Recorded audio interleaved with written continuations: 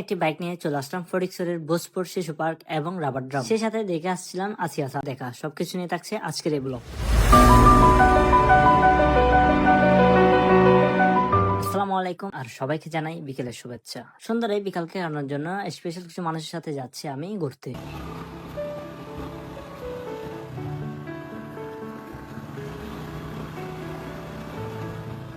এসে তো আমার বেশ সুন্দর লাগে, তবে এই খালের নাম আমার জানা নেই। কেউ জেনে থাকলে অবশ্যই জানাবেন। বাই দ্য ওয়ে, বেশি কথা না বলে আপনারা উপভোগ করতে থাকুন আমরা যাওয়ার পথে কি কি রেখেছিলাম।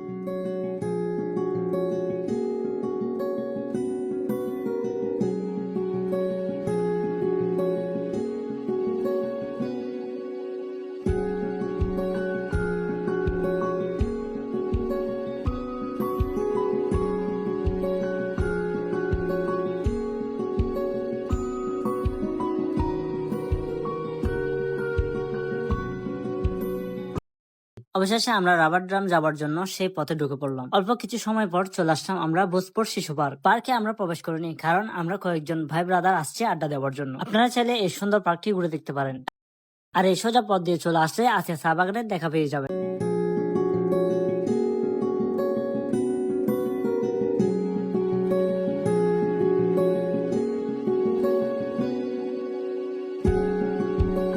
অবশেষে আমরা এই সুন্দর দৃশ্য দেখতে দেখতে চলে আসলাম আসিয়া চা বাগান। যদি এই রাস্তাটা আরো একটু সুন্দর হয় তবে এটি বাংলাদেশের সব থেকে সুন্দর রোডের মধ্যেও একটি হবে, কারণ রাস্তার দুই পাশে আসিয়া চা বাগানের সৌন্দর্য প্রকাশ পায়। এবার একটি সুন্দর বিকাল কাটিয়েছিলাম আমি সেদিন। ফটিকছড়ি বিকাল বেলা কোথাও ঘুরতে যেতে চাইলে একসাথে এই তিনটি জায়গা আপনারা ঘুরে আসতে পারেন। আর ভিডিও এখানে শেষ করতেছি। আসসালামু আলাইকুম।